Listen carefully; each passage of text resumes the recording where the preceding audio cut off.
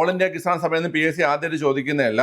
All India Kisan Sabha രൂപം കൊള്ളുന്നത് 1936 1972 July 2-നാണ് Indian പ്രധാനമന്ത്രിയായിട്ടുള്ള ഇന്ദിരാഗാന്ധിയും തെക്കേ അറ്റത്തത് ഇന്ദിരാ പോയിന്റും വടക്കേ അറ്റത്ത് ഇന്ദിരാ കോളുമാണ്. അപ്പൊ മുകളിൽ നിന്നാണ് കോള് വരുന്നത് നടത്താൻ മതി. മുകളിൽ നിന്ന് ജൂലൈ 1-ാം തീയതി നടന്ന ഒരു LGS ലെവലിലുള്ള എക്സാമാണ്.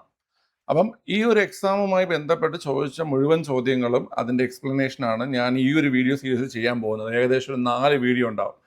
ഈ വീഡിയോ നിങ്ങളെല്ലാവരും കാണണമെന്ന് ഞാൻ പറയുകയാണ്. അതിൻ്റെ കാരണം എന്ന് വെച്ച് കഴിഞ്ഞാൽ നിങ്ങൾക്കിപ്പം ജൂലൈ മാസം 18-ാം തീയതി പ്രിലിംസ് വരുന്നുണ്ട്. അപ്പോൾ ആ പ്രിലിംസ് പരീക്ഷയ്ക്ക് ചോദിക്കാൻ ചാൻസ് ഉള്ള ധാരാളം ക്വസ്റ്റ്യൻസും അല്ലെങ്കിൽ ആ ഒരു പരീക്ഷയ്ക്ക് വരാൻ ചാൻസ് ഉള്ള പാറ്റേൺ നിങ്ങൾക്ക് മനസ്സിലാക്കാൻ പറ്റും. സിലബസിൽ ചെറിയ വ്യത്യാസമേ ഉള്ളൂ ഈ ഒരു ക്വസ്റ്റ്യൻ പേപ്പറും പ്രിലിംസും തമ്മിൽ. കറണ്ട് അഫയേഴ്സ് ഇതിൽ 20 മാർക്ക് പറയുന്നുണ്ട്, പ്രിലിംസിൽ 10 മാർക്കുകൾ. അങ്ങനെ ചെറിയ ചെറിയ വ്യത്യാസങ്ങൾ മാത്രമേ ഉള്ളൂ. ബാക്കിയൊക്കെ സെയിം മേഖലകൾ തന്നെയാണ് സിലബസിൽ വന്നിരിക്കുന്നത്. സോ എൻ്റെ കൂടെ ഈ ക്വസ്റ്റ്യൻസ് ഒക്കെ നന്നായിട്ട് വർക്കൗട്ട് ചെയ്ത് നിങ്ങൾക്ക് അറിയാത്ത പോയിന്റുകളും മറ്റും നന്നായി എഴുതി പഠിച്ച് തന്നെ മുന്നോട്ട് പോകണം. ഈ ക്വസ്റ്റ്യൻ അറ്റൻഡ് ചെയ്തേ. താഴെ കാണിച്ച സംഭവങ്ങളെ കാലഗണന അനുസരിച്ച് ക്രമീകരിക്കുക. ഇതാണ് ചോദ്യം. താഴെ കാണിച്ച സംഭവങ്ങളെ കാലഗണന അനുസരിച്ച് ക്രമീകരിക്കുക. ഒന്ന് ചെയ്തേ, അറ്റൻഡ് ചെയ്തേ.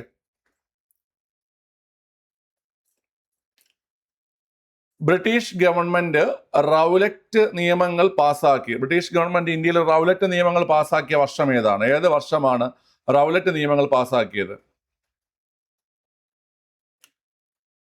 പറഞ്ഞേ, റൗലറ്റ് നിയമങ്ങൾ ഏത് വർഷമാണ് പാസ്സാക്കിയത്? ബ്രിട്ടീഷ് ഗവൺമെന്റ് റൗലറ്റ് നിയമങ്ങൾ പാസ്സാക്കിയ വർഷം 1919 റൗലറ്റ് നിയമം, കരി നിയമം എന്നറിയപ്പെടുന്ന റൗലറ്റ് നിയമം പാസ്സാക്കിയത്. ഗദ്ദാർ പാർട്ടി അമേരിക്കയിലെ സാൻ ഫ്രാൻസിസ്കോയിൽ സ്ഥാപിച്ചു. ഗദ്ദാർ പാർട്ടി അമേരിക്കയിലെ സാൻ ഫ്രാൻസിസ്കോയിൽ ആരംഭിക്കുന്നത് അത് ഏത് വർഷമാണ് കുട്ടികളെ? 1913 1913 ഗദ്ദാർ പാർട്ടി സ്ഥാപിക്കുന്നത്. 1913. ഓക്കെ. അടുത്ത ആനി ബസന്റിന്റെയും ബാലഗംഗാധര തിലകന്റെയും നേതൃത്വത്തിൽ ഹോം റൂൾ പ്രസ്ഥാനം ആരംഭിക്കുന്നു. ആനി ബസന്റിന്റെയും ബാലഗംഗാധര തിലകന്റെയും നേതൃത്വത്തിൽ ഹോം റൂൾ പ്രസ്ഥാനം ആരംഭിക്കുന്നു. അതെപ്പോഴാണ്?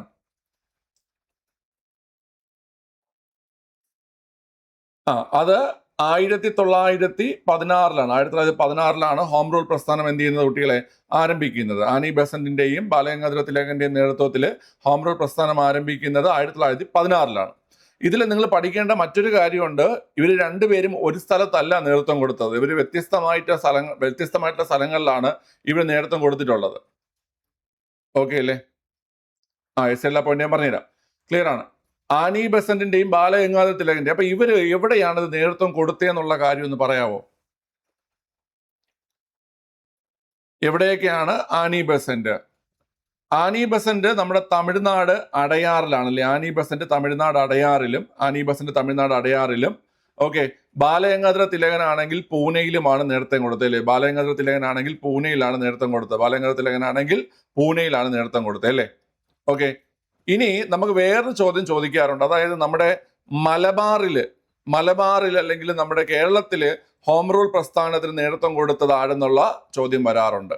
ആരാണ് കുട്ടികളെ? മലബാറിൽ ഹോം റൂൾ പ്രസ്ഥാനത്തിന് നേതൃത്വം കൊടുത്ത വ്യക്തി ആരാണ്? മലബാറിൽ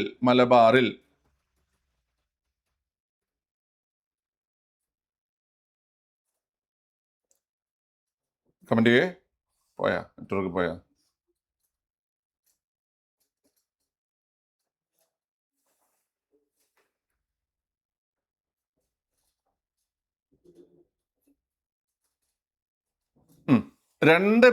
മലബാറിൽ 2 പേരാണ് ഹോം റൂൾ പ്രസ്ഥാനത്തിന് നേതൃത്വം കൊടുത്തിട്ടുള്ളത്.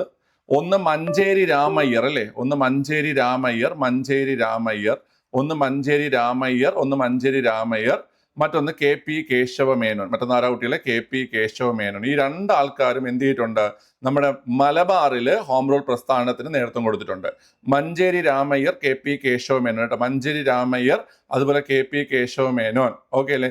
ഈ 2 ആൾക്കാരും എന്ത് ചെയ്തിട്ടുണ്ട്? മലബാറിൽ ഹോം റൂൾ പ്രസ്ഥാനത്തിന് നേതൃത്വം കൊടുത്തിട്ടുണ്ട്. ഓക്കെ.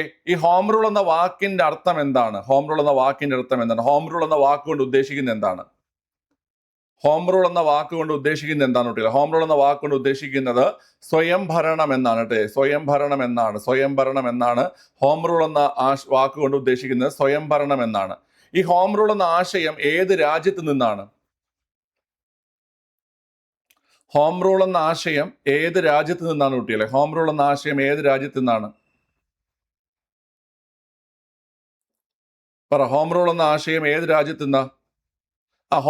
ഹോം റൂൾ എന്ന ആശയം അയർലാൻഡിൽ നിന്നാണ് അല്ലെ? അയർലാൻഡിൽ നിന്നാണ് ഹോം റൂൾ എന്ന ആശയം. അയർലാൻഡിൽ നിന്നാണ് അല്ലെ? അയർലാൻഡിൽ നിന്നാണ് ഹോം റൂൾ എന്ന ആശയം. ഓക്കെ, അപ്പൊ ഇത്രയും പോയിന്റുകൾ പഠിക്കണം. ഹോം റൂൾ പ്രസ്ഥാനം 1916 സ്ഥാപിക്കുന്നത്. ഹോം റൂളിന്റെ പ്രവർത്തനങ്ങൾ, ഹോം റൂൾ സ്ഥാപിക്കുന്നതിനുള്ള പ്രവർത്തനങ്ങൾ 1914 ആരംഭിക്കുന്നു എന്നാണ് പറയുന്നത്.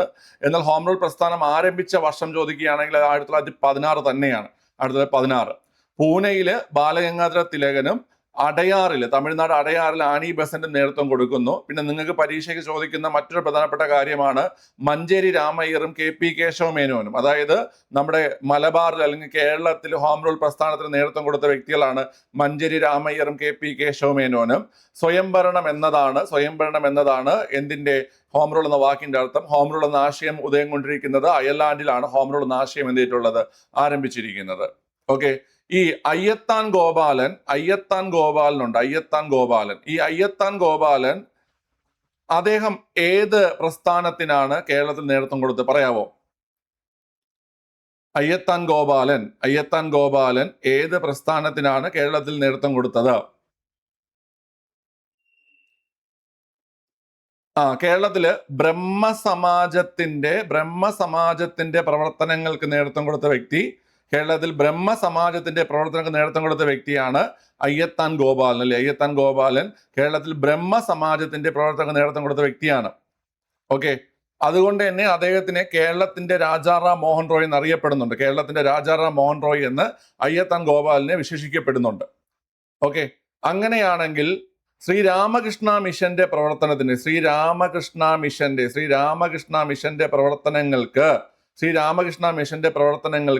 കേരളത്തിൽ നേതൃത്വം കൊടുത്തത് ആരാണ്? പറഞ്ഞേ, ശ്രീരാമകൃഷ്ണ മിഷന്റെ പ്രവർത്തനങ്ങൾക്ക് കേരളത്തിൽ നേതൃത്വം കൊടുത്തത് ആരാണ്?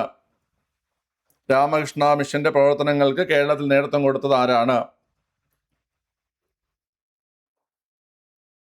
രാമകൃഷ്ണ മിഷൻ അത് ആഗമാനന്ദ സ്വാമികളാണ് അല്ലെ? ആഗമാനന്ദ സ്വാമികളാണ് ശ്രീരാമകൃഷ്ണ മിഷന്റെ പ്രവർത്തനങ്ങൾക്ക് കേരളത്തിൽ നേതൃത്വം കൊടുത്തത്. ആഗമാനന്ദ സ്വാമികളാണ്. അതുകൊണ്ട് ആഗമാനന്ദ സ്വാമിയെ കേരളത്തിന്റെ വിവേകാനന്ദൻ എന്ന് വിളിക്കുന്നു. ഞാൻ പറയുന്നതിൽ അറിയാത്ത പോയിന്റുകൾ ഉണ്ടെങ്കിൽ നോട്ട് ചെയ്ത് വെക്കുക. ആഗമാനന്ദ സ്വാമിയാണ് കേരളത്തിന്റെ വിവേകാനന്ദൻ എന്നറിയപ്പെടുന്നത്. ശ്രീരാമകൃഷ്ണ മിഷന്റെ പ്രവർത്തനങ്ങൾക്ക് കേരളത്തിൽ നേതൃത്വം കൊടുത്തത് ആഗമാനന്ദ സ്വാമിയാണ്. അതുകൊണ്ട് അദ്ദേഹത്തെ കേരളത്തിന്റെ വിവേകാനന്ദൻ എന്നറിയപ്പെടുന്നു. ഫോർവേഡ് ബ്ലോക്ക്, സുഭാഷ് ചന്ദ്രബോസ് സ്ഥാപിച്ച ഫോർവേഡ് ബ്ലോക്കിന്റെ പ്രവർത്തനങ്ങൾക്ക് കേരളത്തിൽ നേതൃത്വം കൊടുത്തത് ആരാണ്? സുഭാഷ് ചന്ദ്രബോസിന്റെ ഫോർവേഡ് ബ്ലോക്കിന്റെ പ്രവർത്തനങ്ങൾക്ക് കേരളത്തിൽ നേതൃത്വം കൊടുത്തത് ആരാണ് കുട്ടികളെ? ഫോർവേഡ് ബ്ലോക്കിന്റെ പ്രവർത്തനങ്ങൾക്ക് കേരളത്തിൽ നേതൃത്വം കൊടുത്തത് ആരാണ്? ഫോർവേഡ് ബ്ലോക്കിന്റെ പ്രവർത്തനങ്ങൾക്ക് കേരളത്തിൽ നേതൃത്വം കൊടുത്തത് മുഹമ്മദ് അബ്ദുൾ റഹിമാൻ സാഹിബാണ് കേട്ടോ. മുഹമ്മദ് അബ്ദുൾ റഹിമാൻ സാഹിബാണ്. അതുകൊണ്ട് മുഹമ്മദ് അബ്ദുൾ റഹിമാൻ സാഹിബിനെ നമ്മൾ എന്ത് പേരിട്ട് വിളിക്കുന്നുണ്ട്? കുട്ടികളെ? കേരളത്തിന്റെ സുഭാഷ് ചന്ദ്രബോസ് എന്ന് വിളിക്കാറുണ്ട്. അപ്പൊ കേരളത്തിന്റെ സുഭാഷ് ചന്ദ്രബോസ് എന്ന് വിളിക്കുന്നത് മുഹമ്മദ് അബ്ദുൾ റഹിമാൻ സാഹിബിനെയാണ്. കാരണം കേരളത്തിൽ സുഭാഷ് ചന്ദ്രബോസിന്റെ ഫോർവേഡ് ബ്ലോക്ക് പാർട്ടിക്ക് നേതൃത്വം കൊടുത്തത് മുഹമ്മദ് അബ്ദുൾ റഹിമാൻ സാഹിബാണ്. കേരളത്തിൽ ശ്രീരാമകൃഷ്ണ മിഷന്റെ പ്രവർത്തനം നേതൃത്വം കൊടുത്തത് ആഗമാനന്ദ സ്വാമികളായതുകൊണ്ട് അദ്ദേഹത്തെ കേരളത്തിന്റെ വിവേകാനന്ദൻ എന്നറിയപ്പെടുന്നു. കേരളത്തിൽ ബ്രഹ്മസമാജത്തിന് നേതൃത്വം കൊടുത്തത് അയ്യത്താൻ ഗോപാലൻ ആയതുകൊണ്ട് കേരളത്തിന്റെ രാജാറാം മോഹൻ റോയ് എന്ന അയ്യത്താൻ ഗോപാലൻ അറിയപ്പെടുന്നു. അതുപോലെ ഹോം റൂൾ പ്രസ്ഥാനത്തിന് കേരളത്തിൽ നേതൃത്വം കൊടുത്തത് മഞ്ചേരി രാമയ്യറും KP കേശവ മേനോനുമാണ്. ഓക്കെ അല്ലേ? അപ്പൊ ഹോം റൂൾ പ്രസ്ഥാനം 1916. അടുത്ത് CR ദാസും മോത്തിലാൽ നെഹ്റുവും ചേർന്ന് സ്വരാജ് പാർട്ടി രൂപീകരിച്ച വർഷം ഏതാ കുട്ടികളെ? CR ദാസും മോത്തിലാൽ നെഹ്റുവും ചേർന്ന് സ്വരാജ് പാർട്ടി രൂപീകരിച്ച വർഷം ഏതാണ്? 1923 ജനുവരി 1 മോത്തിലാൽ നെഹ്റു സെക്രട്ടറി ആയിട്ടും CR ദാസ് പ്രസിഡന്റ് ആയിട്ടും CR ദാസ് പ്രസിഡന്റ് ആയിട്ടും എന്ത് ചെയ്യുന്നത്? ഈ പറയുന്ന സ്വരാജ് പാർട്ടി രൂപീകരിക്കുന്ന 1923 ജനുവരി 1 CR Das president, Motilal Nehru secretary. Okay, പക്ഷേ നിങ്ങൾക്ക് മറ്റൊരു ചോദ്യം 10th പ്രിലിംസിൽ തന്നെ ചോദിച്ചിട്ടുണ്ട്. സ്വരാജ് പാർട്ടി രൂപീകരിക്കാൻ തീരുമാനിച്ച കോൺഗ്രസ് സമ്മേളനം ചോദിച്ചിട്ടുണ്ട്. സ്വരാജ് പാർട്ടി രൂപീകരിക്കാൻ തീരുമാനിച്ച കോൺഗ്രസ് സമ്മേളനം അത് ഏതാണ്? സ്വരാജ് പാർട്ടി രൂപീകരിക്കാൻ തീരുമാനിച്ച കോൺഗ്രസ് സമ്മേളനം ഏതാണ് കുട്ടികളെ? പറഞ്ഞേ. അത് 1922 ഗയാ സമ്മേളനമാണ്. 1922 ഗയാ സമ്മേളനമാണ്. ആ ഗയാ സമ്മേളനത്തിൽ അധ്യക്ഷൻ ആരായിരുന്നു? 1922 ഗയാ സമ്മേളനത്തിൽ അധ്യക്ഷൻ ആരായിരുന്നു? പറയൂ. 1922 ഗയാ സമ്മേളനത്തിൽ അധ്യക്ഷൻ ആരായിരുന്നു? പറയൂ കുട്ടികളെ. CR ദാസ് ആയിരുന്നു അല്ലെ? CR ദാസ് ആയിരുന്നു. 1922 ഗയാ സമ്മേളനത്തിൽ അധ്യക്ഷൻ ആരായിരുന്നു കുട്ടികളെ? CR ദാസ് ആയിരുന്നു. 1922 ഗയാ സമ്മേളനത്തിൽ അധ്യക്ഷൻ CR ദാസ് ആയിരുന്നു.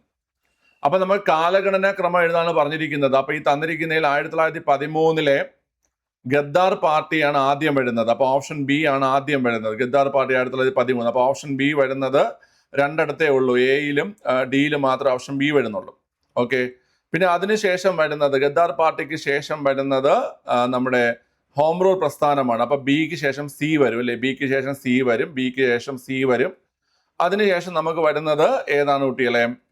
നമ്മുടെ റെവലക്ട് ആക്ട് ആണ്. അപ്പൊ എ വരും. BCAD. ഓപ്ഷൻ ഡി ആണ് ആൻസർ. BCAD ആണ് ആൻസർ കേട്ടോ. ഇതൊരു ഈസി ക്വസ്റ്റ്യൻ ആണ് കേട്ടോ. ഇതൊരു ഈസി ക്വസ്റ്റ്യൻ ആണ്. അതായത് ഇതൊക്കെ PSC പഠിക്കുന്ന എല്ലാ കുട്ടികളും ഇന്ത്യൻ ഹിസ്റ്ററിയിൽ പഠിച്ചിരിക്കുന്ന അല്ലെങ്കിൽ മസ്റ്റായിട്ട് നോക്കി വരുന്ന പോർഷൻസ് ഒക്കെയാണ്. ഇതൊക്കെ ഈസി ക്വസ്റ്റ്യൻ. ഇതൊക്കെ എല്ലാവരും എഴുതും. ഇനി അടുത്ത് നമ്മുടെ ജൂലൈ മാസം 18-നും പിന്നെ ഓഗസ്റ്റ് മാസത്തിലുമായിട്ട് നടക്കുന്ന 10th പ്രിലിംസിന് വേണ്ടിയിട്ട് ഒരു ഫൈനൽ മാരത്തോൺ ബാച്ച് നമ്മുടെ ആപ്ലിക്കേഷൻ സ്റ്റാർട്ട് ചെയ്തിട്ടുണ്ട്. ആ ഒരു കോഴ്സിന്റെ ലിങ്ക് ഞാൻ ഫസ്റ്റ് കമന്റിൽ പിൻ ചെയ്തിട്ടുണ്ട്. ലൈവ് ബാച്ച് ആണ്. ടോട്ടൽ ക്ലാസ് എല്ലാം ലൈവ് ആണ് വരുന്നത്. 379 രൂപയാണ് ടോട്ടൽ ഫീസ് വരുന്നത്. ഓക്കെ. അപ്പം ഇനിയും ജോയിൻ ചെയ്യാത്തവരുണ്ടെങ്കിൽ ഉടനെ തന്നെ ജോയിൻ ചെയ്ത് പഠിച്ചു തുടങ്ങുക. ഇതുവരെ കഴിഞ്ഞ ക്ലാസ്സുകളുടെ, അതായത് ഒരാഴ്ചയായി ക്ലാസ് സ്റ്റാർട്ട് ചെയ്തിട്ട് അതിന്റെ റെക്കോർഡ് അവൈലബിൾ ആണ്. ബാക്കിയുള്ള ക്ലാസ് നിങ്ങൾക്ക് ലൈവ് അറ്റൻഡ് ചെയ്യാൻ പറ്റും. അതുപോലെ തന്നെ ഒരു 10 മോഡൽ ക്വസ്റ്റ്യനും നിങ്ങൾക്ക് എന്ത് ചെയ്യാൻ പറ്റും? എക്സാമിന് മുമ്പേ തന്നെ അറ്റൻഡ് ചെയ്ത് പോകാൻ പറ്റും കേട്ടോ. ഓക്കെ അല്ലേ? ശരി. അപ്പൊ ജോയിൻ ചെയ്യുക പെട്ടെന്ന്. ഓക്കെ. അടുത്ത ചോദ്യം, ചുവടെ കൊടുത്തിരിക്കുന്നവയിൽ ശരിയായ ജോഡി കണ്ടെത്തുക എന്നതാണ്. ഒന്ന് കണ്ടെത്തിയ ശരിയായ ജോഡി. ശരിയായ ജോഡി എന്ന് കണ്ടെത്തിയ എല്ലാവരും?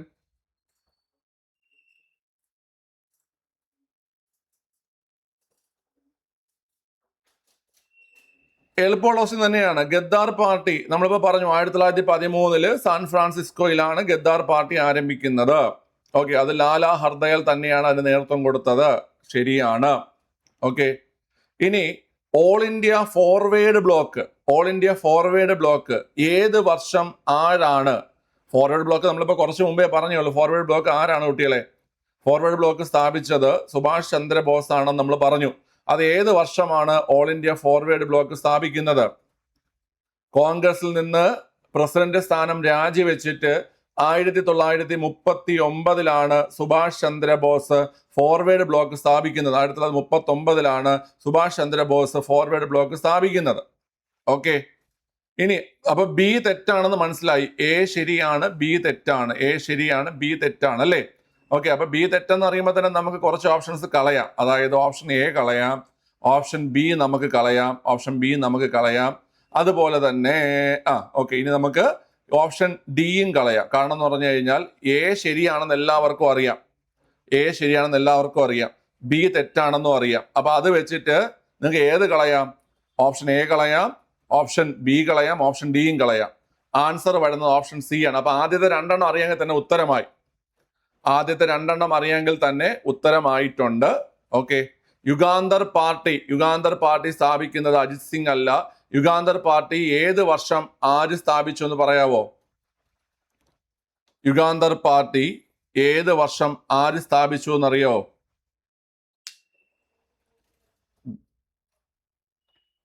പിള്ളേരെ, യുഗാന്തർ പാർട്ടി 1906 ആരൊക്കെയാണ് ഇതിന്റെ പ്രധാനപ്പെട്ട നേതാക്കള്? 1906 അരബിന്ദ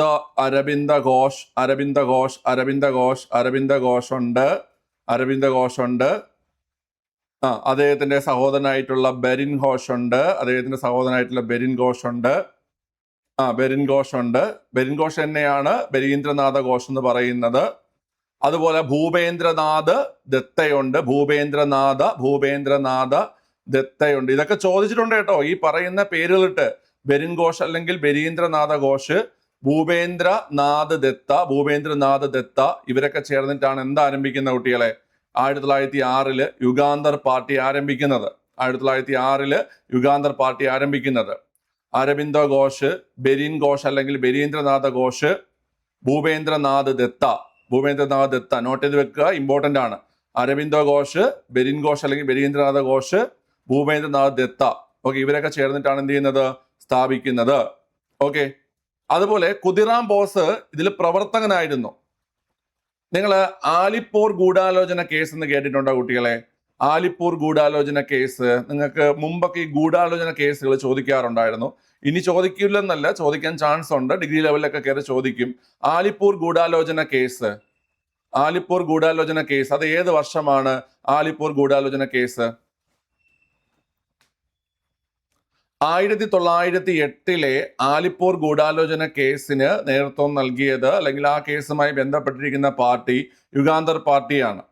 അപ്പൊ അതില് ഭാഗമായിട്ടുള്ള ഈ പാർട്ടിയുടെ പ്രവർത്തകനാണ് ഖുദിറാം ബോസ് എന്ന് പറയുന്നത് അല്ലെ? ഖുദിറാം ബോസിന്റെ പ്രത്യേകതയുണ്ട്. എന്താ ഖുദിറാം ബോസിന്റെ പ്രത്യേകത? എന്താ കുട്ടികളെ? ഖുദിറാം ബോസിന്റെ പ്രത്യേകത ഉണ്ട്. എന്താ പറഞ്ഞേ? ഖുദിറാം ബോസിന്റെ പ്രത്യേകത എന്താ?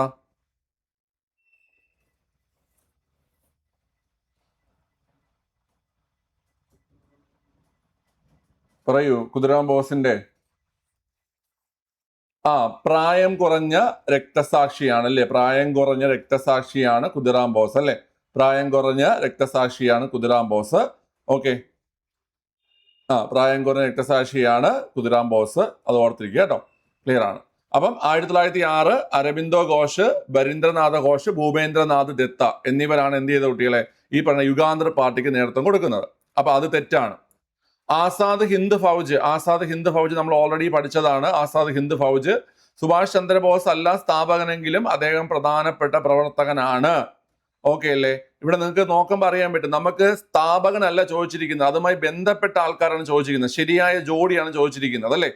ശരിയായ ജോഡി അല്ലെങ്കിൽ സ്ഥാപകർ അങ്ങനെ ഒരു ഓപ്ഷൻ പറയുന്നില്ല. ആസാദ് ഹിന്ദ് ഫൗജിന്റെ പ്രധാന പ്രവർത്തകൻ തന്നെയാണ്, അല്ലെങ്കിൽ ആസാദ് ഹിന്ദ് ഫൗജ് അല്ലെങ്കിൽ ഇന്ത്യൻ നാഷണൽ ആർമി അതാണ് Azad Hind Fauj. Indian national army അല്ലെങ്കിൽ ആസാദ് ഹിന്ദ് ഫൗജിന്റെ പ്രധാന പ്രവർത്തകൻ തന്നെയാണ് സുഭാഷ് ചന്ദ്രബോസ്. ഓപ്ഷൻ സി തന്നെയാണ് ഇവിടെ ആൻസർ ആയിട്ട് വരുന്നത്. ഓക്കെ, ഏതെങ്കിലും പോയിന്റ് ആർക്കെങ്കിലും ഒന്നുകൂടെ എക്സ്പ്ലെയിൻ ചെയ്യണോ? കിട്ടിയല്ലോ എല്ലാ പോയിന്റും? കിട്ടിയോ?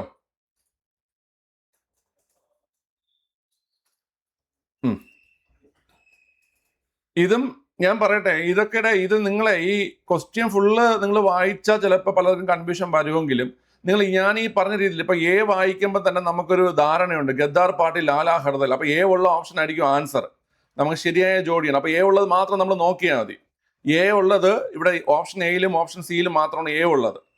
രണ്ടാമത്തത് ഓൾ ഇന്ത്യ ഫോർവേഡ് ബ്ലോക്ക്. അതെല്ലാവർക്കും അറിയാം. ഫോർവേഡ് ബ്ലോക്ക് ആരാണ്? സുഭാഷ് ചന്ദ്രബോസ്. ആ രണ്ടെണ്ണം അറിയാമെങ്കിൽ ഉത്തരം എടുക്കാൻ പറ്റും കേട്ടോ. ഓക്കെ, രണ്ടെണ്ണം അറിയാമെങ്കിൽ തന്നെ ഉത്തരം എടുക്കാൻ പറ്റും. ക്വസ്റ്റ്യൻ കുറച്ച് ഇത്തിരി നമുക്ക് സ്റ്റാൻഡേർഡ് ആയിട്ട് തോന്നുമെങ്കിലും നമുക്കൊന്ന് ജസ്റ്റ് ഓപ്ഷനൊക്കെ വായിച്ചു കഴിഞ്ഞാൽ എടുക്കാൻ പറ്റുന്ന ക്വസ്റ്റ്യൻ ആണ്. എനിക്ക് ആരൊക്കെ മെസ്സേജ് അയച്ചു ക്വസ്റ്റ്യൻ ഭയങ്കര പാടായിട്ട് തോന്നുന്നു. ക്വസ്റ്റ്യൻ പാടായിട്ട് തോന്നുന്നത് സ്റ്റേറ്റ്മെന്റ് ഒക്കെ വലുതായിട്ട് നിങ്ങൾക്ക് വലിപ്പമുള്ള ക്വസ്റ്റ്യൻ കാണുമ്പോൾ ഉള്ള ആ ഒരു ടെൻഷനൊക്കെ ഉള്ളത് കൊണ്ടാണ്. പക്ഷേ ക്വസ്റ്റ്യൻസ് ഒക്കെ ഓൾമോസ്റ്റ് എളുപ്പമുള്ളത് തന്നെയാണ് കേട്ടോ. നിങ്ങൾക്ക് പറഞ്ഞു തരുമ്പോൾ മനസ്സിലാവും. ശരിയായ 2 പ്രസ്താവനകൾ അടങ്ങുന്ന ഓപ്ഷൻ കണ്ടെത്തുക. ഒന്ന് കണ്ടെത്തിയേ.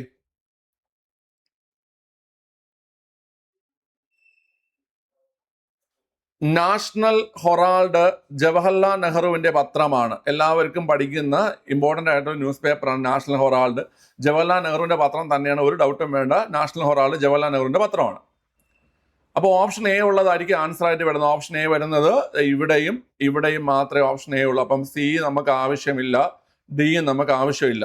ഓക്കെ, നവജീവൻ ഗോപാലകൃഷ്ണ ഗോഖലെയുടെ പത്രമാണ്. നവജീവൻ ഗോപാലകൃഷ്ണ ഗോഖലെയുടെ പത്രം എന്ന് പറയുന്നുണ്ട്. നവജീവൻ ആരുടെ പത്രമാണ് കുട്ടികളെ? നവജീവൻ ആരുടെ പത്രമാണ്? നവജീവൻ ആരുടെ പത്രമാണ്? നവജീവൻ ഗാന്ധിജിയുടെ പത്രമാണ് അല്ലേ?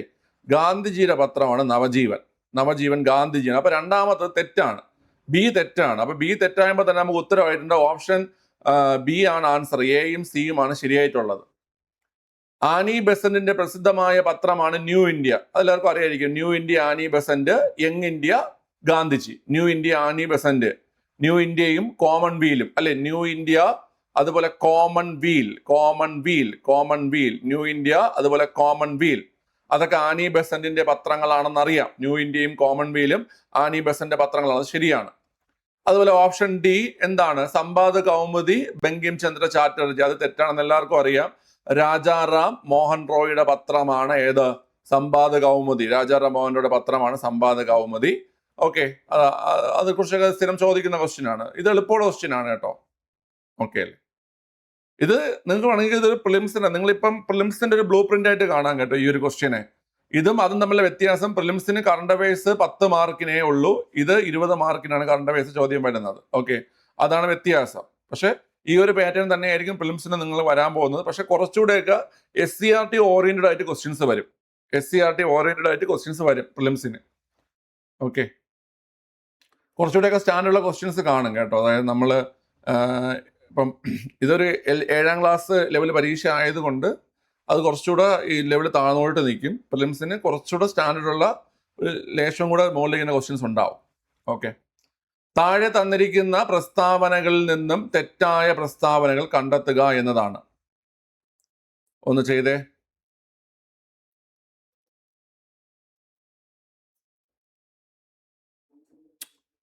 തെറ്റായ പ്രസ്താവനയാണ് വേണ്ടത്. തെറ്റായ പ്രസ്താവന ഇതും അത്യാവശ്യം എളുപ്പമുള്ളതാണ്. മക്കയിൽ ജനിച്ച സ്വാതന്ത്ര്യ സമര സേനാനിയാണ് മൗലാന അബുൽ കലാം ആസാദ്. ഓക്കെ അല്ലേ? അത് എല്ലാവരും പഠിച്ചിരിക്കേണ്ട അല്ലെങ്കിൽ അറിഞ്ഞിരിക്കേണ്ട ഒരു ബേസിക് പോയിന്റ് ആണ്. മക്കയിൽ ജനിച്ച സ്വാതന്ത്ര്യ സമര സേനാനി പണ്ട് തൊട്ടേ, അതായത് PSCയുടെ ഓൾഡ് പാറ്റേൺ തൊട്ട് ചോദിച്ചുകൊണ്ടിരിക്കുന്ന ഒരു ചോദ്യമാണ് മക്കയിൽ ജനിച്ച സ്വാതന്ത്ര്യ സമര സേനാനി എന്നുള്ള ചോദ്യം. അതെല്ലാവർക്കും അറിയായിരിക്കും. അപ്പൊ എ ശരിയായിട്ടുള്ളതാണ്.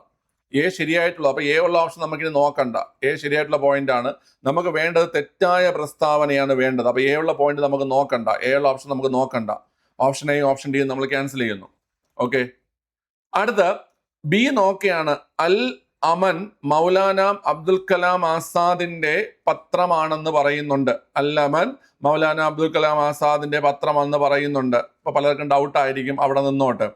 ഓക്കെ, മരണാനന്തര ബഹുമതിയായിട്ട് 1990 രാജ്യം ഭാരതരത്ന നൽകി അദ്ദേഹത്തെ ആദരിച്ചു. അതും അവിടെ നിന്നോട്ട്. പലർക്കും ഡൗട്ട് ആയിരിക്കും. ഓക്കെ അല്ലേ? അല്ല മീന അയ്യടാനൊക്കെ വരണം. ഇനി ഇന്ത്യ വിൻസ് ഫ്രീഡം അദ്ദേഹത്തിന്റെ കൃതിയാണ്. അതെല്ലാവർക്കും അറിയാമല്ലോ.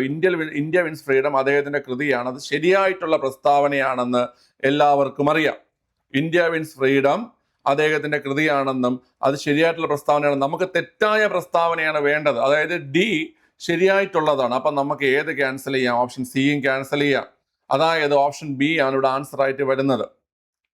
അതായത് നിങ്ങൾക്ക് ഈ 2 സ്റ്റേറ്റ്മെന്റ് അറിയത്തില്ലെങ്കിൽ കൂടി ഓപ്ഷൻ ബിയും, അതായത് ബി എന്ന സ്റ്റേറ്റ്മെന്റും സി എന്ന സ്റ്റേറ്റ്മെന്റും അറിയത്തില്ലെങ്കിൽ കൂടി നിങ്ങൾക്ക് ഇതിന്റെ ഉത്തരം എടുക്കാം എന്നാണ് ഞാൻ പറയുന്നത്.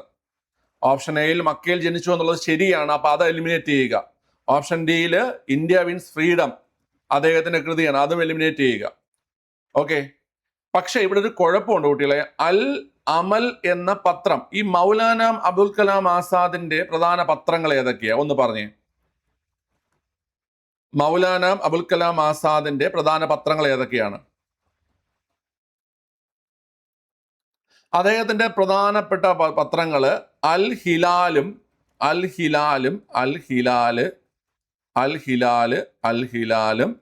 അതുപോലെ അൽ ബലാഗുമാണ്.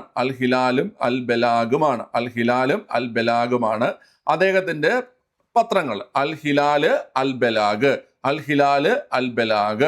ഈ അൽ ബലാഗ് എന്ന പത്രത്തെ അൽ അമൽ എന്നും അറിയപ്പെടുന്നുണ്ട്. അൽ ബലാഗ് എന്ന പത്രത്തെ, അദ്ദേഹത്തിന്റെ രണ്ടാമത്തെ പത്രമാണ് അൽ ബലാഗ് എന്ന പത്രത്തെ അൽ അമൽ എന്നും അറിയപ്പെടുന്നുണ്ട്. ഓക്കെ, പക്ഷെ PSCയുടെ ആൻസർ വരുമ്പം ബിയും സിയും തന്നെയാണ് ആൻസർ ആയിട്ട് വരുന്നത് കേട്ടോ. ബിയും സിയും തന്നെയാണ് തെറ്റായിട്ടുള്ള പ്രസ്താവനയായിട്ട് വരുന്നത്. അൽ ഹിലാല് അൽ ബലാഗ്, നിങ്ങൾ ഓർത്ത് വെച്ചോണം. ഡിഗ്രി ലെവലൊക്കെ നോക്കുന്ന കുട്ടികൾ ഓർത്ത് വെച്ചോണം. അൽ അമൽ എന്ന പത്രം അത് അൽ ബലാഗിന്റെ മറ്റൊരു പേരാണ്. അൽ ബലാഗിന്റെ മറ്റൊരു പേരാണ്. ഓക്കെ, അപ്പൊ അത് തെറ്റാണ് അല്ലെ? അത് തെറ്റായിട്ടുള്ളതാണ്. ഓക്കെ, ഇനി അടുത്ത് മരണാനന്തര ബഹുമതിയായി 1990 രാജ്യ ഭാരതരത്ന നൽകി അദ്ദേഹത്തെ ആദരിച്ചു എന്നാണ് പറയുന്നത്. അദ്ദേഹത്തിന് ഭാരതരത്ന ലഭിച്ച വർഷം ഏതാണ്? മൗലാന അബുൽ കലാം ആസാദിന് ഭാരതരത്ന ലഭിച്ച വർഷം ഏതാണ് കുട്ടികളെ? 1987 മൗലാന അബുൽ കലാം ആസാദിന് ലഭിച്ചത്? 87 ഇവിടെ ജനിച്ചത്. 87 ആർക്കാ ജനിച്ചേ?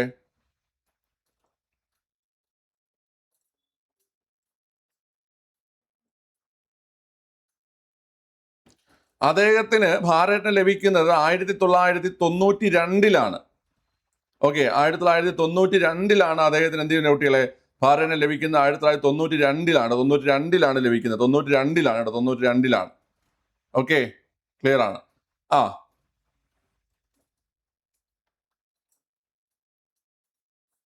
അതിർത്തി ഗാന്ധി എന്നറിയപ്പെടുന്ന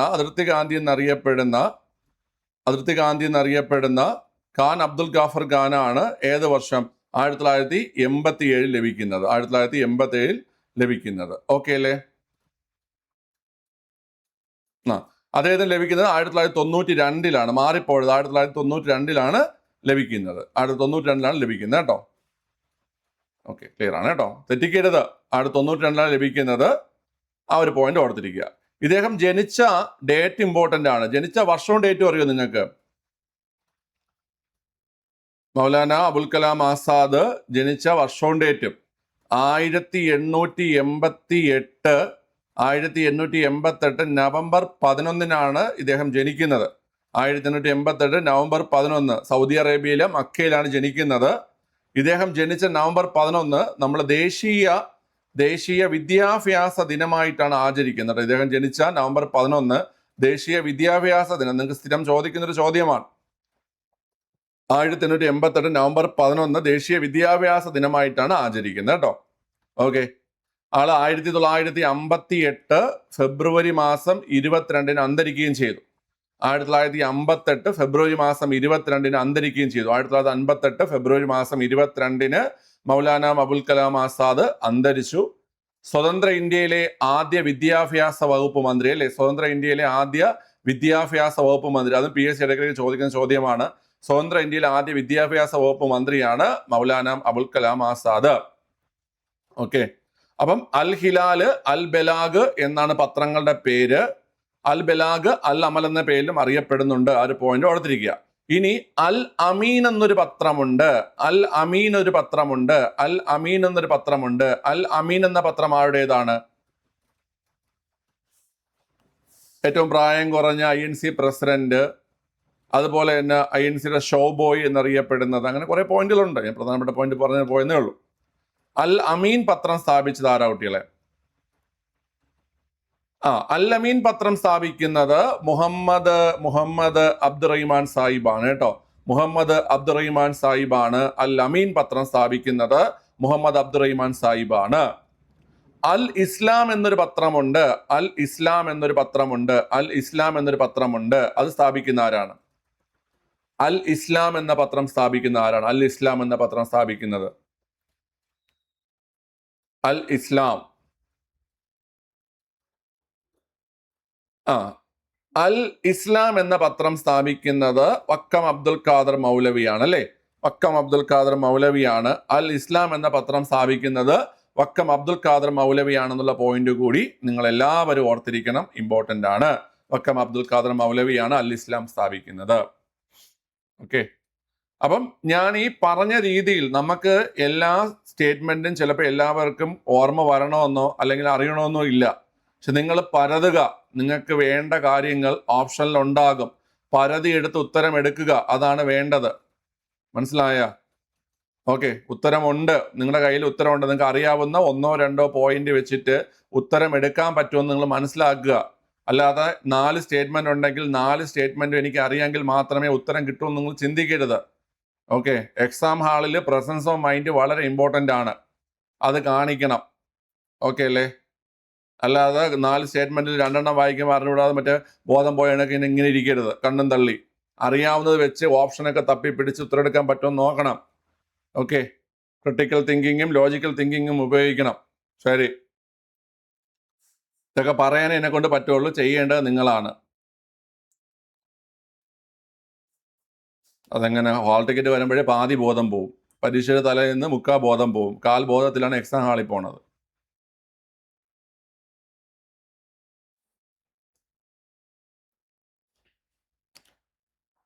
എടാ ഇങ്ങനെ ഞാൻ കുറേ കാലം കൊണ്ട് പരീക്ഷയ്ക്ക് പഠിക്കുന്ന ഒരാളാണ്. ഞാൻ ക്വസ്റ്റ്യൻ പേപ്പറും മറ്റുമൊക്കെ വർക്കൗട്ട് ചെയ്ത് ഞാൻ പഠിക്കുന്ന ഒരാളാണ്. അതുകൊണ്ട് എനിക്ക് പരീക്ഷയ്ക്ക് നന്നായി പെർഫോം ചെയ്യാൻ പറ്റും. ഇങ്ങനെ ചിന്തിച്ച് പോയാൽ തീരാവുന്ന പ്രശ്നമേ ഇതിൽ മെജോറിറ്റി ആൾക്കാർക്കും ഉള്ളൂ. മനസ്സിലായ? അല്ലാതെ ഈ പരീക്ഷ എഴുതാൻ പോകുന്നതിൽ ഏറ്റവും വലിയ മണ്ടൻ ഞാനാണ്. ഇപ്പോൾ 2 ലക്ഷം പേര് 2 ലക്ഷം പേര് ഇന്ന് പരീക്ഷ എഴുതുന്നുണ്ടെങ്കിൽ എന്നേക്കാൾ മിടുക്കരാണ് 1,99,999 പേരും. ഞാനാണ് ഏറ്റവും മണ്ടൻ എന്ന് ചിന്തിച്ചുകൊണ്ട് പോകണതാണ് കുഴപ്പം. ഓക്കെ, മനസ്സിലായ? ഞാൻ പഠിച്ചിട്ടുള്ള ആളാണ്, എനിക്ക് നന്നായിട്ട് എഴുതാൻ പറ്റുമെന്ന് സ്വയം മനസ്സിലാക്കി സ്വയം ഒരു വാല്യൂ കൊടുത്ത് പോവുക. ഓക്കെ, ഇതാണ് എന്നെ മന്ദബുദ്ധി, ആ മന്ദബുദ്ധി എന്ന് പറഞ്ഞു പഠിപ്പിക്കും. ഓക്കെ, പ്രിലിംസ് ഇപ്പോൾ ടെൻഷനായി തുടങ്ങി. മിടുക്കൻ. എടാ മോട്ടിവേഷൻ തരുമ്പം ആ മോട്ടിവേഷൻ പിടിച്ചിട്ട് ഓക്കെ സാറെന്നെങ്കിലും പറഞ്ഞതിന് മുമ്പ് ഞാൻ മോട്ടിവേഷൻ തരുമ്പോൾ അവൻ പറയണം എനിക്ക് ടെൻഷൻ ആകാൻ പോണെന്ന്. ശ്രീനാഥ്, നിനക്ക് ഒരുപാട് ഇപ്പം ക്ലാസ് എടുത്ത് എക്സ്പീരിയൻസ് ഞാൻ പറയണതാണ്. ശ്രീനാഥനൊക്കെ ഇഷ്ടം പോലെ എല്ലാ ടോപ്പിക്കും നന്നായിട്ട് അറിയാവുന്ന ആൾക്കാരുള്ളതാണ് ശ്രീനാഥ്. കമൻറ്റ് ചെയ്യാൻ കാണുന്നതാണ്. ഓക്കെ, സീരിയസ് ആയിട്ട് പറയണതാണ്. ഓക്കെ, ഇപ്പം നീ എന്നോട്ട് നമ്മളിവിടെ പഠിക്കുന്ന അന്നോട്ട് നിന്നെ കാണുന്നതാണ്. എനിക്കെൻ്റെ മുഖം അറിയത്തില്ല, പക്ഷെ ഏകദേശം നിനക്ക് ഏതൊക്കെ സബ്ജക്റ്റിൽ നോളജ് ഉണ്ടെന്ന് എനിക്കറിയാം. ഓക്കെ, ഇതിലെനിക്ക് മുഖം അറിയാമെന്നുള്ള വളരെ കുറച്ച് പേരേ ഉള്ളൂ. ഇതിലെനിക്ക് അറിയാമെന്നുള്ളത് അനൂസിയാറിനെ അറിയാം, അനൂസിയാറിനെ ഓൾമോസ്റ്റ് അറിയാം, ശിവപ്രിയ അറിയാം, പിന്നെ നമ്മുടെ കൊല്ലം പ്രിയങ്ക പ്രവീണിനെ അറിയാം. ഓക്കെ, അങ്ങനെ വളരെ കുറച്ച് പേരെ മാത്രമേ ഞാൻ നേരിട്ട് കണ്ടിട്ടുള്ളൂ. ഓക്കെ, പക്ഷെ നിങ്ങളുടെയൊക്കെ നോളേജും നിങ്ങളുടെയൊക്കെ പെർഫോമൻസും കുറേയൊക്കെ ആൾക്കാർക്ക് കുറേയൊക്കെ എനിക്കറിയാം. പക്ഷേ അത്രയേ ഉള്ളൂ. നോക്കിയോ, താഴെ കാണിച്ച സംഭവങ്ങളെ കാലഗണന അനുസരിച്ച് ക്രമീകരിക്കുക എന്നാണ് ചെയ്തേ.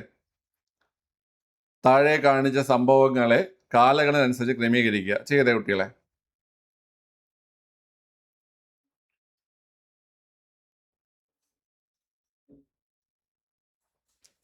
വരൂ, വന്ന് കാണൂ, സന്തോഷമുള്ള കാര്യമാണ്. ഞാൻ ഇന്നലെ ഇട്ടിരുന്ന ഷർട്ട് നിങ്ങളെ കൂട്ടത്തിൽ ഒരാൾക്ക് ജോലി കിട്ടിയപ്പോൾ, നമ്മൾ 5 ജോലി കിട്ടിയപ്പോൾ വാങ്ങിച്ചുകൊണ്ടുവന്ന ഷർട്ടാണ് ഇന്നലെ ഇട്ടിരുന്നത്. ഓക്കെ, ഷർട്ട് വാങ്ങിച്ചുകൊണ്ട് ഞാൻ പറഞ്ഞതല്ല, ഞാനത് മെൻഷൻ ചെയ്യണമെന്ന് വെച്ചാൽ ഞാൻ മറന്നുപോയി. ഓക്കെ, ഉത്തരം കമന്റ് ചെയ്തേ.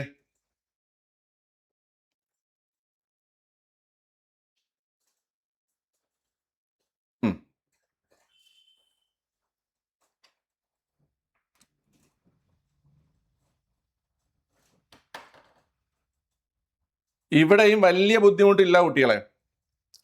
അതായത് ഇതിൽ ഏറ്റവും നന്നായിട്ട് നിങ്ങൾക്ക് അറിയാവുന്നത് ബ്രിട്ടീഷുകാർക്കെതിരെ സിവിൽ നിയമലംഘന പ്രസ്ഥാനം ആരംഭിച്ചു എന്നുള്ളത് 1930-ലാണ് സിവിൽ നിയമലംഘന പ്രസ്ഥാനം ആരംഭിക്കുന്നത്. ഗാന്ധിജി സിവിൽ നിയമലംഘന പ്രസ്ഥാനം ആരംഭിക്കുന്ന 1930-ലാണ്. പിന്നെ നിങ്ങൾക്ക് അറിയാവുന്നത് നാവിക കലാപം. കുറെ ആൾക്കാർക്ക് അറിയേണ്ടതാണ്, കാരണം നാവിക കലാപമൊക്കെ PSC സ്ഥിരം ചോദിച്ചുകൊണ്ടിരുന്ന സാധനമാണ്. മുംബൈയിൽ നാവിക കലാപം നടന്ന വർഷം 1946-ലാണ് നാവിക കലാപം നടക്കുന്നത്. 1946-ലാണ് നാവിക കലാപം നടക്കുന്നത്. 1946-ലാണ്. ഓക്കെ അല്ലേ? ക്ലിയർ ആണ്. പിന്നെ നമ്മൾ നോക്കുകയാണെങ്കിൽ സുഭാഷ് ചന്ദ്രബോസ് ഇന്ത്യൻ നാഷണൽ ആർമിയുടെ നേതൃത്വം ഏറ്റെടുത്തു. സുഭാഷ് ചന്ദ്രബോസ് ഇന്ത്യൻ നാഷണൽ ആർമിയുടെ നേതൃത്വം ഏറ്റെടുത്തു എന്നുള്ള പോയിന്റ്. ഓക്കെ, അത് 1943 നമ്മൾ റീസെന്റ് ആയിട്ട് പഠിച്ചതാണ്. സുഭാഷ് ചന്ദ്രബോസ് നമ്മൾ ഇന്ത്യൻ ഹിസ്റ്ററി റിവിഷനിൽ ഞാനത് പറഞ്ഞു തന്നു. ഇന്ത്യൻ നാഷണൽ ആർമിയുടെ നേതൃത്വം അദ്ദേഹം ഏറ്റെടുക്കുന്നത് 1943-ലാണെന്നും അതിനുശേഷം ഝാൻസി റാണി റെജിമെന്റ് തുടങ്ങിയ കാര്യമൊക്കെ നമ്മൾ പഠിച്ചതാണ്. ഓക്കെ, 1943-ലാണ്. അപ്പം 1930, 46, 43 ഇത് മൂന്നും വെച്ചിട്ട് വേണമെങ്കിൽ നിങ്ങൾക്ക് ഇപ്പം DBC അല്ലെ? DBC. ഡി ആദ്യം വരും, ബി രണ്ടാമത് വരും, പിന്നെ സി വരും. ഓക്കെ അല്ലേ? ഈ മൂന്നെണ്ണം നിങ്ങൾക്ക് വേണമെങ്കിൽ ആ ഒരു ഓർഡറിൽ നോക്കുകയാണെങ്കിൽ DBC വെച്ച് നിങ്ങൾക്ക് ഉത്തരം എടുക്കാം. ഡി ആദ്യവും ബി രണ്ടാമതും സി മൂന്നാമതും വരുന്നത്. അതായത് ഓൾ ഇന്ത്യ കിസാൻ സഭ നിങ്ങൾക്ക് അറിയത്തില്ല എന്നുണ്ടെങ്കിൽ കൂടി ഉത്തരം എടുക്കാൻ പറ്റും. ഓക്കെ, മനസ്സിലായ? ഓൾ ഇന്ത്യ കിസാൻ സഭ നിങ്ങൾക്ക് അറിയത്തില്ലെങ്കിൽ കൂടി നിങ്ങൾക്ക് ഉത്തരം എടുക്കാം. ഓക്കെ,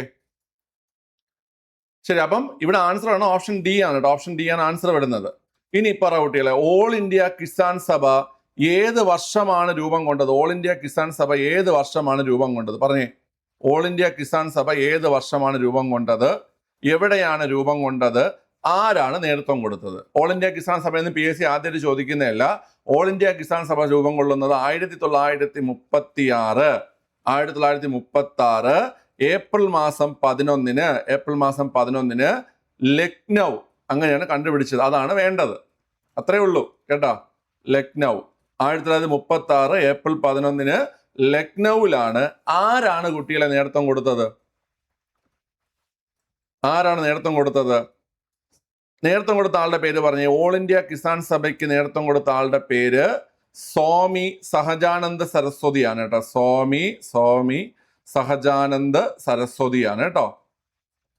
സ്വാമി സഹജാനന്ദ സരസ്വതിയാണ് ഓൾ ഇന്ത്യ കിസാൻ സഭയ്ക്ക് നേതൃത്വം കൊടുത്തത്. 1936 ഏപ്രിൽ 11 ലക്നൌവില് ഈ പറയുന്ന ഓൾ ഇന്ത്യ കിസാൻ സഭയ്ക്ക് നേതൃത്വം കൊടുത്തത് സ്വാമി സഹജാനന്ദ സരസ്വതിയാണ്. സ്വാമി സഹജാനന്ദ സരസ്വതിയാണ്. ആസാമിയ. ഓക്കെ, അടുത്ത 2025 ലോകസഭ ഡെപ്യൂട്ടി സ്പീക്കർ ആരാണെന്നാണ് ചോദ്യം. 2025 Lok Sabha deputy speaker 2025 Lok Sabha deputy speaker ആരാ കുട്ടികളെ?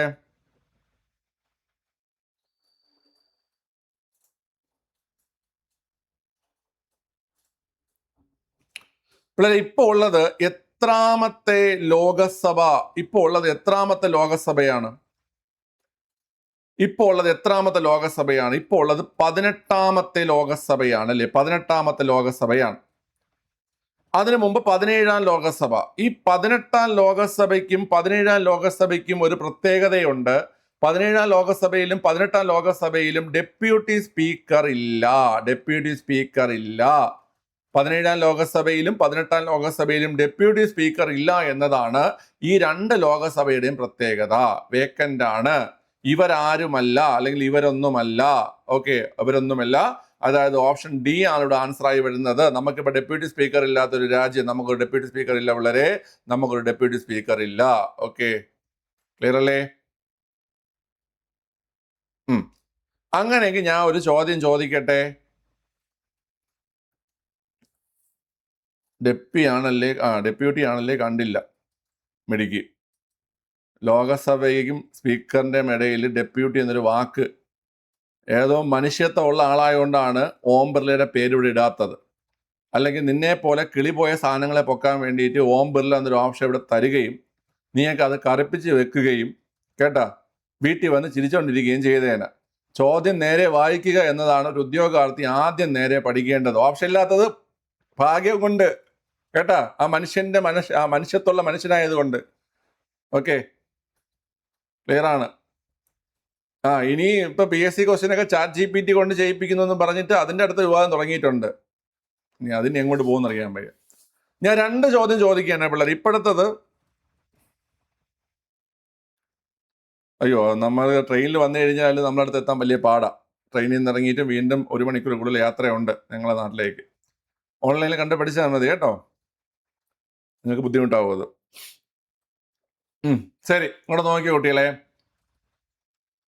ഇന്ത്യയിൽ ആദ്യത്തെ സ്പീക്കറും ഡെപ്യൂട്ടി സ്പീക്കറും പറഞ്ഞേ. നമ്മുടെ ഇന്ത്യയിൽ ആദ്യത്തെ സ്പീക്കറും ഡെപ്യൂട്ടി സ്പീക്കറും.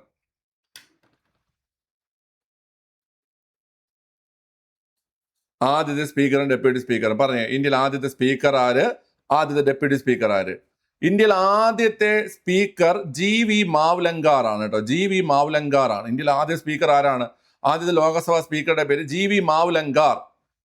GV മാവ്ലങ്കാർ ആണ് ആദ്യത്തെ സ്പീക്കർ. GV മാവ്ലങ്കാർ ആണ് ആദ്യത്തെ സ്പീക്കർ. അപ്പൊ ആരാ ആദ്യത്തെ ഡെപ്യൂട്ടി സ്പീക്കർ? ആരാ ആദ്യത്തെ ഡെപ്യൂട്ടി സ്പീക്കർ? M അനന്തശയനം അയ്യങ്കാർ. ആദ്യത്തെ ഡെപ്യൂട്ടി സ്പീക്കർ എം അനന്തശയനം അയ്യങ്കാർ. എം അനന്തശയനം അയ്യങ്കാർ. എം അനന്തശയനം അയ്യങ്കാർ ആണ് ആദ്യത്തെ ഡെപ്യൂട്ടി സ്പീക്കർ. അപ്പൊ നമുക്ക് 17ാം ലോകസഭയ്ക്കും 18ാം ലോകസഭയ്ക്കും ഡെപ്യൂട്ടി സ്പീക്കറിലെ സ്പീക്കർ മാത്രമേ ഉള്ളൂ. ഓക്കെ, ഇപ്പോഴത്തെ സ്പീക്കർ എല്ലാവർക്കും അറിയാം, ഓം ബിർല, രാജസ്ഥാനിലെ കോട്ടയിൽ നിന്നുള്ള ലോകസഭാ MP ആണ്. ആദ്യത്തെ ലോകസഭാ സ്പീക്കർ GB മാവലങ്കാർ. ആദ്യത്തെ ഡെപ്യൂട്ടി സ്പീക്കർ എം അനന്തശയനം അയ്യങ്കാർ. എം അനന്തശയനം അയ്യങ്കാർ. ഓക്കെ അല്ലേ? ക്ലിയർ ആണ്. GB മാവലങ്കാറും എം അനന്തശയനം അയ്യങ്കാറും.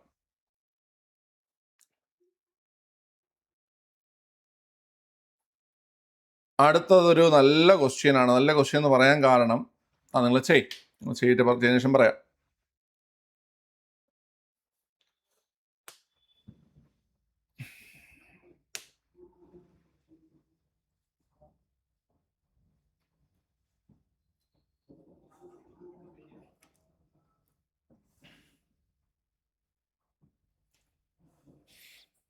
കൺഫ്യൂഷൻ വരും. അതായത് നാട്ടുരാജ്യങ്ങളുടെ സംയോജനം ഒരു പ്രധാന വെല്ലുവിളി തന്നെയായിരുന്നു.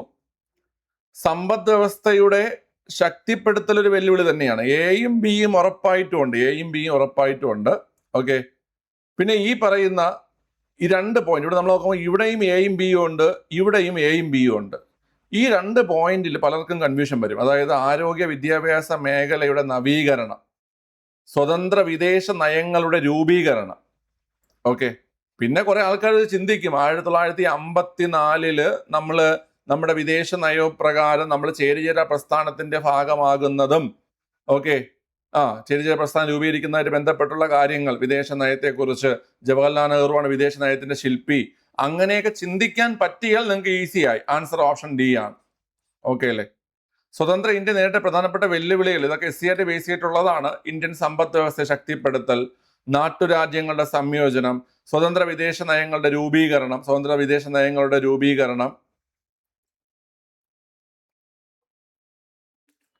ആദ്യത്തെ 3 ഈ ഒരു പോയിന്റ് പലർക്കും ഡൗട്ട് വരും. അതായത് ആരോഗ്യ വിദ്യാഭ്യാസ മേഖലയുടെ നവീകരണം ഉണ്ടോ, വെല്ലുവിളിയായിരുന്നോ? അപ്പൊ അങ്ങനെ ചിന്തിക്കുന്നവർക്കാണെങ്കിൽ വിദ്യാഭ്യാസ കമ്മീഷനുകൾ വെച്ചതും അതൊക്കെ ചിന്തിക്കാം. ഈ ക്വസ്റ്റ്യനിൽ വേണമെങ്കിൽ ചലഞ്ച് ചെയ്ത് കഴിഞ്ഞാൽ വേണമെങ്കിൽ ഈ ക്വസ്റ്റ്യൻ നമുക്ക് ഡിലീറ്റ് ചെയ്ത് കളയാൻ പറ്റും കേട്ടോ. കാരണം ചലഞ്ച് ചെയ്യാൻ പറ്റും. ഇവിടെ വിദ്യാഭ്യാസ മേഖലയുടെ നവീകരണത്തിന് വേണ്ടി കമ്മീഷൻ വെച്ചിട്ടില്ലേ?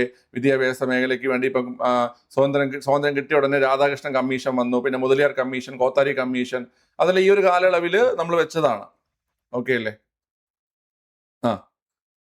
പിന്നെ നമുക്ക് മറ്റേ വർഗീയ കലാപങ്ങൾ, അതായത് സ്വതന്ത്ര ഇന്ത്യ നേരിട്ട പ്രധാനപ്പെട്ട പ്രശ്നങ്ങളിൽ വർഗീയ കലാപം ഒന്നുണ്ട്. അതുപോലെ അഭയാർത്ഥി പ്രവാഹമുണ്ട്. അതുപോലെ ദാരിദ്ര്യം ഒരു വെല്ലുവിളിയായിരുന്നു.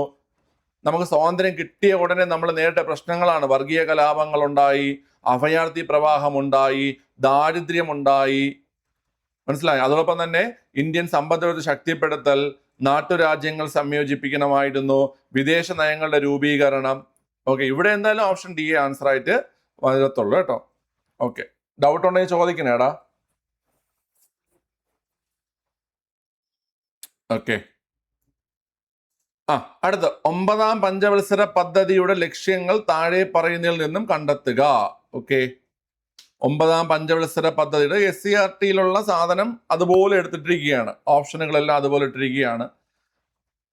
ആധുനികവൽക്കരണം, തൊഴിലവസരങ്ങളുടെ വർധനവ് എത്രാമത്തെ പഞ്ചവത്സര പദ്ധതിയാ പിള്ളേരെ?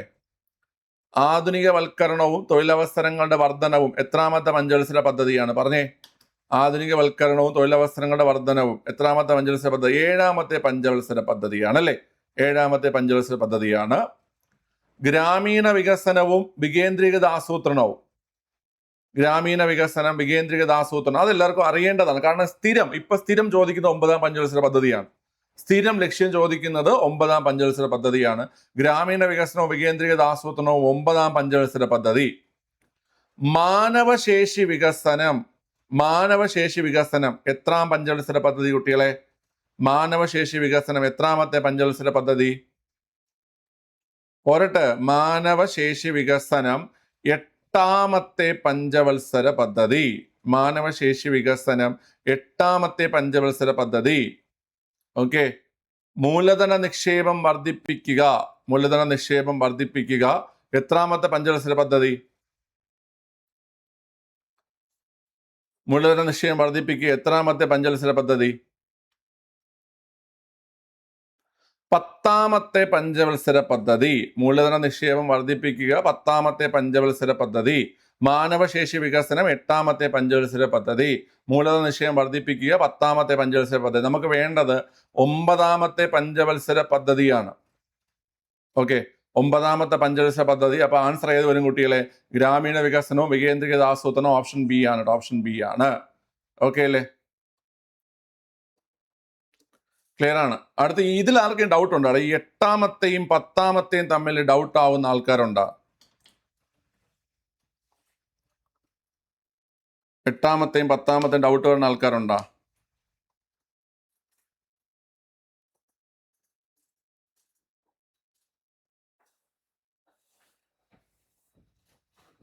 ഇല്ല. ഓക്കെ, മാറിപ്പോവരുത്. 8 മാനവശേഷി വികസനം, 10 മൂലധന നിക്ഷേപം വർദ്ധിപ്പിക്കുകയാണ്. ഓക്കെ, ഞാൻ യൂട്യൂബിൽ ഒരു വീഡിയോ ഇട്ടിട്ടുണ്ട് കേട്ടോ. ഈ പഞ്ചവത്സര പദ്ധതികൾ കോഡിലൂടെ പഠിക്കാന്നും പറഞ്ഞിട്ട് കേട്ടോ. അതൊന്ന് കണ്ടു നോക്കിയാൽ മതി. അല്ലെങ്കിൽ നിങ്ങൾ ഇത്തിരി കുറച്ച് വീടായിട്ടുള്ള കാര്യമാണ്. വീടെന്നല്ല, എല്ലാവരും ചെയ്യണേ തന്നെ. നമ്മൾ രാത്രി 10 മണിയൊക്കെ ആകുമ്പോഴല്ലേ കിടക്കാൻ പോണത്. അപ്പോൾ കിടക്കാൻ പോണതിന് മുമ്പ് ബാത്റൂമിലോട്ട് ഓടണം, അല്ലെങ്കിൽ ടോയ്ലറ്റിലോട്ട് ഓടുന്ന ആൾക്കാരുണ്ട്. അപ്പോൾ അങ്ങനെ വെച്ച് കാണിച്ചു തന്നാൽ മതി. ഒരു 10 മണിയൊക്കെ ആകുമ്പോൾ കിടക്കാൻ പോവും. അങ്ങനെ ഒന്ന് കാട്ടി വെച്ചിരുന്നാൽ മതി. കൂടുതൽ വിശദീകരിക്കാൻ നിൽക്കുന്നില്ല കേട്ടാ. 10 മണിയൊക്കെ ആകുമ്പോൾ കിടക്കാൻ പോവും. ആ ഒരു രീതിയിൽ കേട്ടാ നിങ്ങളൊന്ന് കാട്ടി വെച്ചിരുന്നത്. ഞാൻ കൂടുതൽ പറയാനില്ല. ഒരു ചെറിയ സംഭവം ഞാൻ പറഞ്ഞിട്ടുണ്ട് കേട്ടോ. ഓക്കെ, ശരി. 10 മണി കിടക്കാൻ പോകുന്ന അത് വെച്ചിട്ട് ഓർത്ത് വെച്ചിരുന്നാൽ മതി. ഓക്കെ.